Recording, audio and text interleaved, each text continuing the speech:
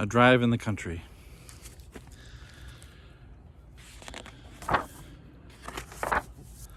Sunday morning, we're driving in the country. All 5 of us and our basset hound Shirley, she makes 6. We load up in the car for adventure. Mom fills the cooler with drinks and snacks.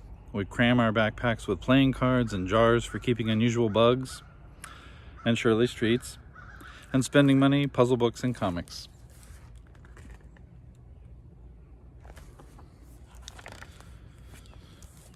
Shirley looks like a cow with long ears. And now we're off on a road that Dad insists stretches clear across the country like the crack in the salt map I mixed last year at school. Salt map.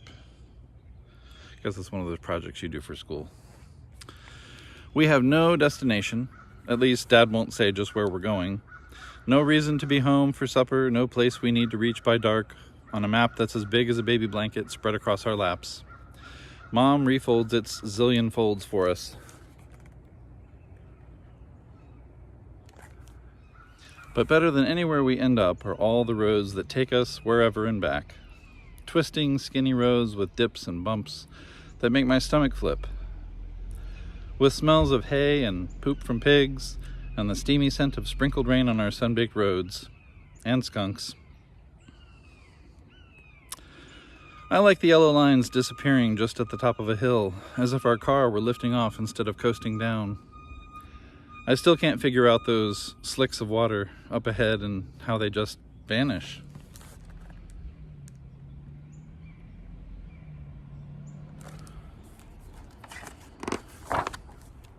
Today we're lucky. We find a lake with ducks to feed our pretzels and peanuts. Look, they sink. Then Shirley gets to chase a pair of mallards swimming around, some kids in a paddle boat that could have been us, since sometimes we rent one, or a rowboat to fish for bluegill and perch.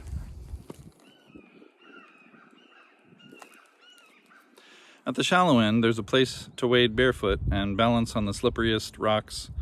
Under one, I catch a crawdad sleeping and hold him while he waves his pincher hello at my sister, who screams like she's afraid. She's not.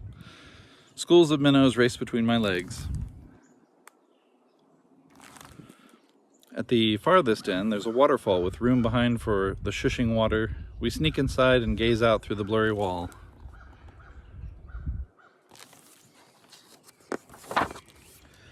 Guess what we find at this fruit stand? Yellow watermelons, and splotched and spotty gourds, and milk and sugar corn in the bed of a truck. Then we poke inside its tiny store that's got only 1 or 2 of anything on the wooden shelves, plus night crawlers and arrowheads for sale, and frosted donuts, licorice, and jelly made from roses, really, and jars of piccalilli, whatever that is, and a largemouth bass yawning on the wall.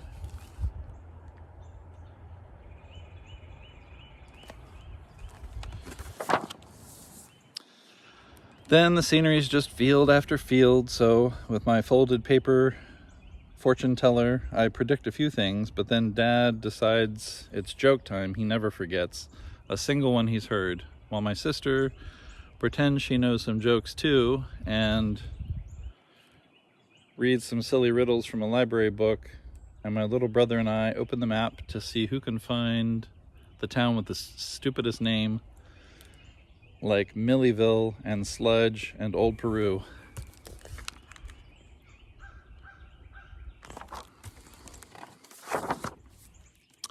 Since no one's found this road but us, we comb the berm for Buckeyes with their spiny shells, or hickory nuts, or black walnuts that stain our fingers yellow, or Osage oranges, huge and pimply as grapefruits, or leaves turning so ruby bright or purple edged we have to mail them to our cousins who don't have autumn where they live.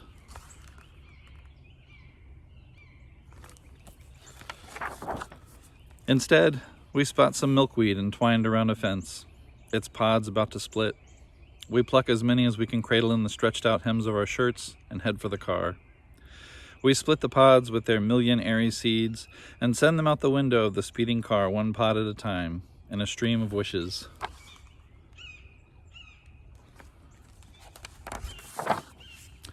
We pass a bunch of barns, Old ones are best, barns that just collapsed or barns painted Hopewell Dairy Farm, with roofs like a giant fish's scales, or barns with flocks of lambs or black-faced sheep and mammoth spirals of hay that look like alien cocoons that drop to earth.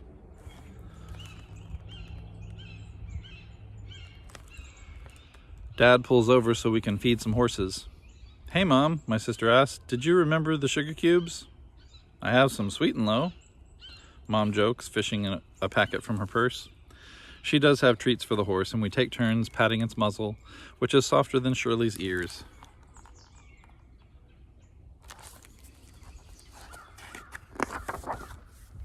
My sister starts a game of license plates. We've never spotted Hawaii or Idaho. And then I spy, while my brother counts Volkswagen bugs and pesters Dad. "Let's stop for root beer floats somewhere." It's dark enough to watch for burned out headlights, which Mom says means you have to kiss your neighbor. We keep on lookout for graveyards too, because then you have to lift both feet off the floor and hold your breath. Even Dad does. Until we've passed it, because you do.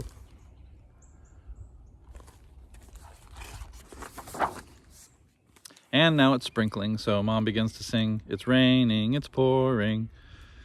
And we all start shouting above the thwack thwack of the wiper blades. "I've been working on the railroad," and "Oh my darling, oh my darling, oh my darling Clementine," and lots of tunes whose words we can't remember.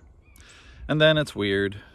But even with everyone talking loud above the radio, turned up louder since the wind's whipping over the car, and even with the loud city sounds and traffic honking again, I fall asleep.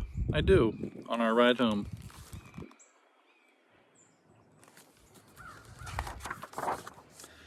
But since I don't wake up Mom and Dad, they let me sleep, so that later, in the car, parked beside a lamppost all by myself, I open my eyes and take a whole minute to figure out where I am, and that this is our car, and that right there is where I live, and that wherever in the world we've been today, the only place we wanted to go was together. Just our family, and a Sunday drive in the country took us there.